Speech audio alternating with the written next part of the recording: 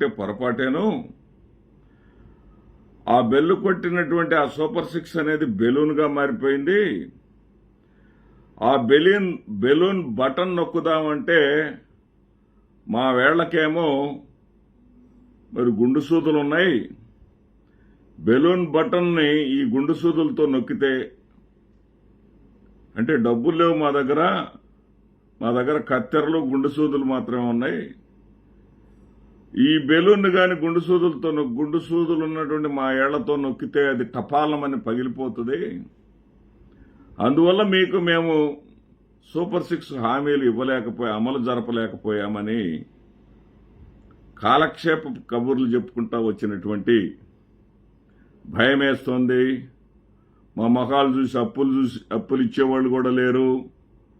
మమ్మల్ని చూసి ఎవరు అప్పు కూడా ఇవ్వడం లేదు అని చెప్పుకుంటా వచ్చినటువంటి వీళ్ళు ఈ రోజున రేపు 20వ తారీఖున మే 20వ తారీఖున క్యాబినెట్ మీటింగ్ జరగబోతా ఉందండి.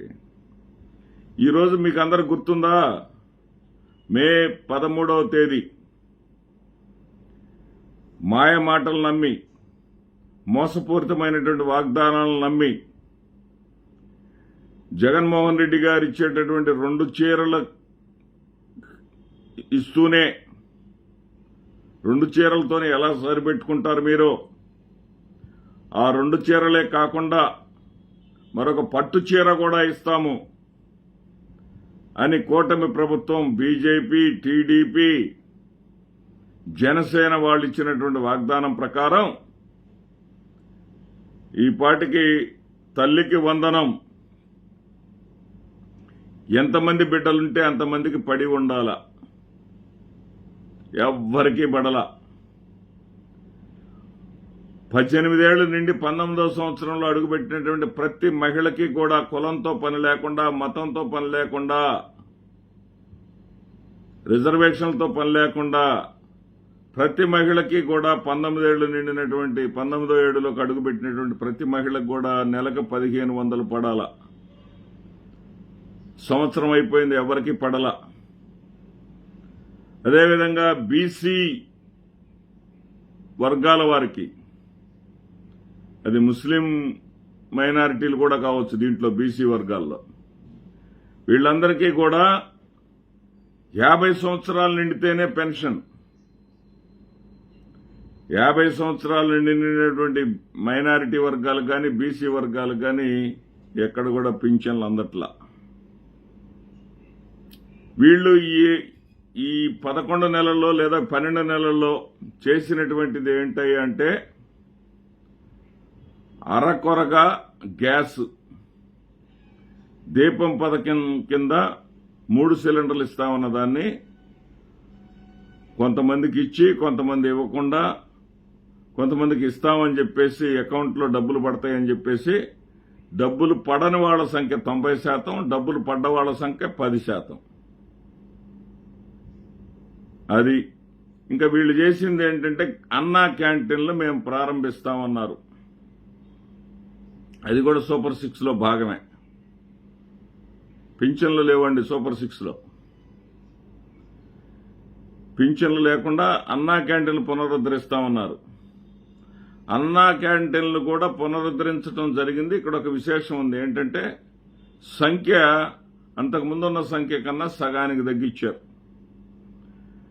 సగానికి తగ్గించడం కాకుండా ఎక్కడైతే డోనర్స్ ఉంటారో, అన్నా క్యాంటీన్కి చందాలు ఇచ్చేవాళ్ళు ఉంటారో అక్కడ మాత్రమే అమలు జరుగుతూ ఉన్నాయి. ప్రభుత్వ నిధులు తక్కువ, చందాలు ఎక్కువ. ఆ భోజనాలు కూడా ఎవరు చేస్తున్నారో మీకు అందరికీ తెలియదు కాదు, తెలుగుదేశం పార్టీ కార్యకర్తలకే ప్రథమ ప్రాధాన్యం. ఇక మెగా డిఎస్సి 16,347 ఉద్యోగాలకి ప్రకటన చేశారు ప్రకటన. 1998లో కూడా చంద్రబాబు నాయుడు గారు డిఎస్సి ప్రకటన ఇచ్చారు, పరీక్షలు పెట్టారు. పరీక్ష రాసి ఉత్తీర్ణులైనటువంటి విద్యార్థులకు ఉద్యోగాలు మాత్రం జగన్మోహన్ రెడ్డి అధికారంలోకి వచ్చాయి. వచ్చి నాకు ఇచ్చాడు.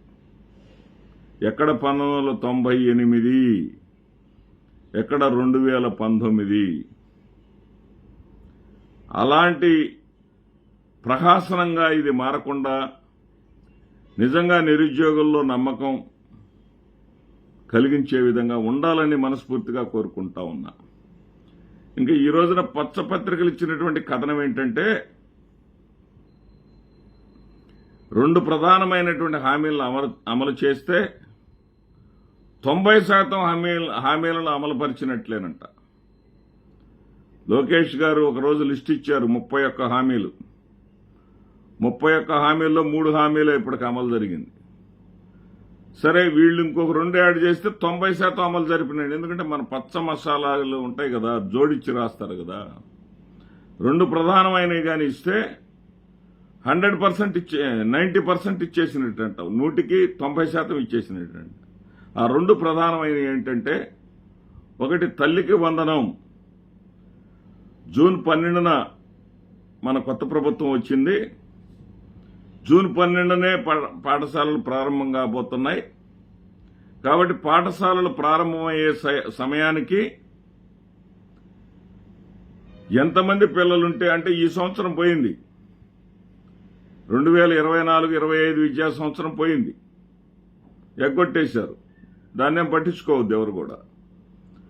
2025-26 విద్యా సంవత్సరానికి వెయ్యడానికి అంశాలను గురించి పరిశీలన చేస్తా ఉన్నారంట. అదేవిధంగా ఖరీఫ్ సీజన్ మొదలవుతుంది. ఖరీఫ్ సీజన్ మొదలయ్యే సమయంలో పెట్టుబడి సాయం మనం చేయాలి. పెట్టుబడి సాయం చేసి ఉండేవాళ్లేనంట ఈపాటికే. కానీ కేంద్ర ప్రభుత్వం నుంచి రిలీజ్ చేయాల్సినటువంటి నిధుల్ని రిలీజ్ చెయ్యలేదంట.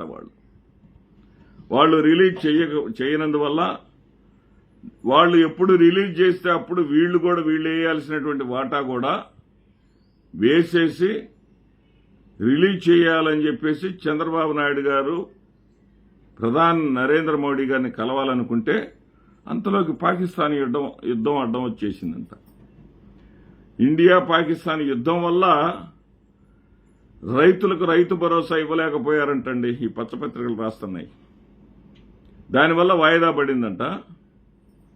సరే, ఇప్పుడు యుద్ధం కూడా ప్రస్తుతానికి యుద్ధ సైరన్లు ఆగిపోయినాయి.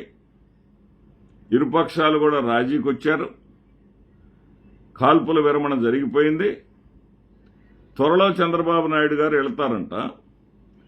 వెళ్లిన తర్వాత ఆయన దగ్గర హామీ పొంది ఆ నిధులు రిలీజ్ చేయించుకొని ఖరీఫ్ సీజన్కి డబ్బులు వేసేటటువంటి ప్రయత్నం చేస్తారంట. అంటే ఖరీఫ్ సీజన్కి డబ్బులు వేసే ప్రయత్నం చేస్తారంటే గత ఆర్థిక సంవత్సరానికి రైతులకు పెట్టుబడి లేనట్టే కదా.